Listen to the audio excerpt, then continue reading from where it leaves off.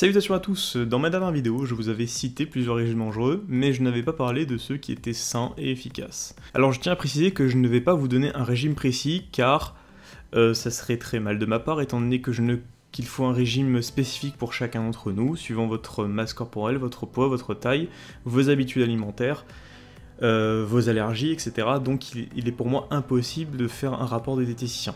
Pour cela, il faudra aller voir un spécialiste. Mais je peux vous aiguiller un petit peu plus dans le domaine. Mais avant de combattre le mal, il faut le comprendre. Dans des temps anciens tels que la préhistoire, les mammifères, dont l'homme, au cas où vous ne le sauriez pas, nous sommes des mammifères, ont été dotés d'une capacité qui va leur permettre de survivre dans le temps, jusqu'à notre époque. Cette capacité est le stockage de graisse. Donc comme vous vous en doutez, à cette époque-là, les magasins n'existaient pas, la nourriture n'était pas aussi abondante qu'aujourd'hui, et on ne connaissait pas encore tous les végétaux qui étaient consommables, donc en gros, nous n'avions quasiment que de la viande et quelques racines à bouffer. Lorsque le corps humain obtient des nutriments en une quantité supérieure à la normale, il va mettre en œuvre une multitude de mécanismes pour le stocker au mieux dans les adipocytes, aussi appelés les cellules adipeuses, j'en avais parlé déjà dans ma dernière vidéo. Ce sont des cellules qui sont situées dans le tissu adipeux. Ces cellules sont en fait des bases énergétiques pour le corps humain, c'est-à-dire que la graisse sera réutilisée lors d'un effort physique intensif pour apporter l'énergie nécessaire aux muscles pour fonctionner. Donc c'est extrêmement important. Sans cette capacité, nous ne serions sûrement plus là aujourd'hui. Alors il est indéniable qu'à la préhistoire, cette fonction était primordiale, mais de nos jours où la nourriture est très calorique et abondante, cette capacité est problématique, voire réellement dangereuse. Alors le corps humain est une création fascinante, certes, mais il n'est pas parfait. Par exemple, lorsqu'il stocke de la graisse, il n'a pas de limite. Il n'y a aucune limite pour empêcher donc le stockage de graisse. C'est-à-dire qu'en gros, vous pouvez grossir indéfiniment, du moment que vous lui apportez une source nutritionnelle, il continuera à prendre du poids. Bien sûr, si vous ne faites pas de sport ou si vous ne compensez pas par un effort physique. Ce qui fait qu'on peut atteindre des masses tellement importantes qu'elles sont morbides, tout simplement, donc on appelle ça de l'obésité morbide. Alors bien sûr, je donne des exemples extrêmes, mais c'est bien pour souligner ce défaut du corps humain. Alors, contrairement à ce qu'on pourrait penser au premier abord, la graisse a quand même beaucoup d'effets bénéfiques sur la survie. Déjà, elle protège du froid, ce qui est essentiel. Bon, effectivement, dans le cas actuel aujourd'hui où on a le chauffage, ce n'est plus du tout utile, mais c'est quand même important de le savoir. Elle est une réserve de survie, donc comme je le dis, vous pouvez réutiliser, votre corps réutilise ses graisses pour survivre. Donc par exemple, si vous placez deux individus sur une île déserte où il n'y a ni nourriture ou seulement de l'eau, le premier individu étant une masse corporelle normale et l'autre un peu obèse, vous vous doutez sûrement que celui qui est obèse, théoriquement parlant, donc je ne sais pas comment ça se ferait en réalité, est censé survivre bien plus longtemps que le premier, puisque la graisse stockée sera réutilisée par le corps petit à petit. La graisse est aussi une armure contre les chocs physiques. D'ailleurs, dans certains pays comme le Japon, les lutteurs, aussi appelés les sumo, sont considérés comme forts par leur importante masse graisseuse. Et la graisse augmente la force physique. Attention, seulement dans le cas où l'individu fait un peu de sport, ou travaille. Quelqu'un de sédentaire est évident qu'il n'aura pas autant de force qu'un individu faisant du sport. Mais en gros, les muscles s'adaptent à votre morphologie, et donc augmentera votre masse musculaire pour pouvoir porter les poids que vous avez autour de vous, soit la graisse. Je pense pas qu'il soit utile de prouver que les individus ayant une masse corporelle supérieure à la moyenne, généralement, ont plus de force.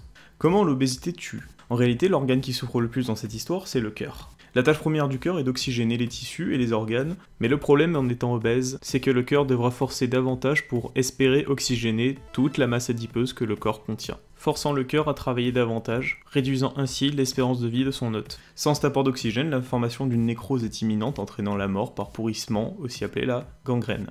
On conclut logiquement qu'un corps massif demandera plus d'efforts au cœur pour alimenter tout le corps humain. C'est un peu comme si vous utilisiez un moteur au maximum de ses capacités au lieu de rouler doucement. C'est exactement la même chose. Voici un homme d'une obésité morbide. Donc on peut voir des taches noires apparaître sur les extrémités de son corps. C'est en fait que on voit à quel point le cœur a énormément de mal à oxygéner ses parties, tellement la masse corporelle est énorme par rapport à ce que le corps est réellement fait.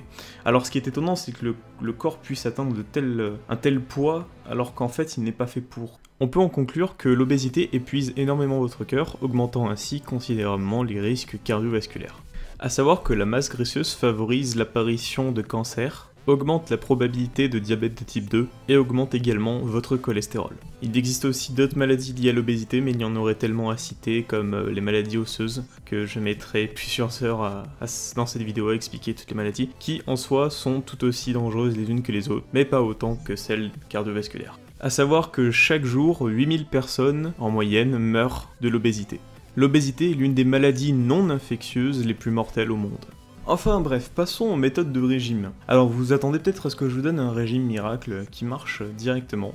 Eh bien sachez que je ne suis pas un vendeur de rêve. Pour maigrir, en quelque sorte, il faut tromper le corps humain. Qu'est-ce que je veux dire par là? C'est assez simple. Admettons que vous fassiez un régime très rapide qui a pour but de vous faire perdre beaucoup de poids rapidement. D'après vous, que se passera-t-il par la suite, à la fin de ce régime? Dans une majorité des cas, le corps humain va réagir instinctivement pensant que vous êtes en famine, en situation difficile, en situation extrême, en situation de survie. Alors qu'en réalité, vous êtes tout simplement en surpoids ou obèse et vous souhaitez maigrir rapidement. Vous allez avoir tout simplement des signes de boulimie, littéralement une envie incessante de manger beaucoup et surtout très gras ou très sucré.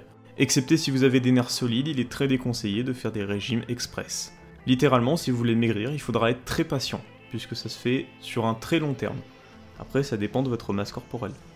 Le bilan est simple, dans la majorité des cas, des personnes ou des individus ayant donc, n'ayant pas des nerfs d'acier, si j'ose dire, donc pour résister à la tentation de manger après le régime, la majorité des cas, ils ont une récupération du poids égale à ce qu'ils avaient perdu, voire plus dans quelques cas.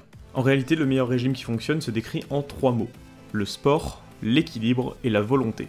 Le sport ou l'effort physique est la base de la vie. Une machine ou un corps humain est fait pour travailler ou faire une activité qui vous demandera de l'énergie en retour. Si vous ne faites aucune activité, l'apport énergétique absorbé par les repas sera stocké dans les graisses.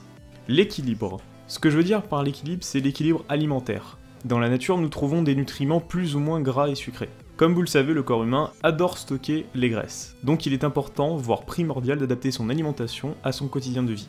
Donc pour ça, étant donné que je n'ai pas suivi d'études de diététicien, je pense que le mieux est de voir un spécialiste dans le domaine pour qu'il vous aiguille dans le domaine. C'est-à-dire en vous conseillant des repas, bref. Et enfin, le dernier point, la volonté. Car sans volonté, rien ne pourrait arriver. Sans la volonté de faire une telle ou telle action, la chose en question ne se réalisera jamais.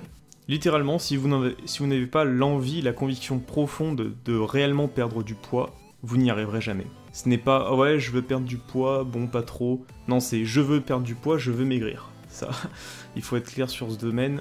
On n'a pas bâti le monde sur des rêves, mais sur une volonté. Mais rassurez-vous, dans certains cas, ce sont tout simplement une mauvaise habitude alimentaire qui font que vous prenez du poids, comme par exemple prendre de mauvais aliments au mauvais moment, mal se connaître, ou tout simplement grignoter, ce qu'un spécialiste vous aidera dans ce domaine-là. Sur ce, je vous dis à très bientôt mes chers amis, et la prochaine pour de nouvelles vidéos scientifiques. Allez, salut à tous!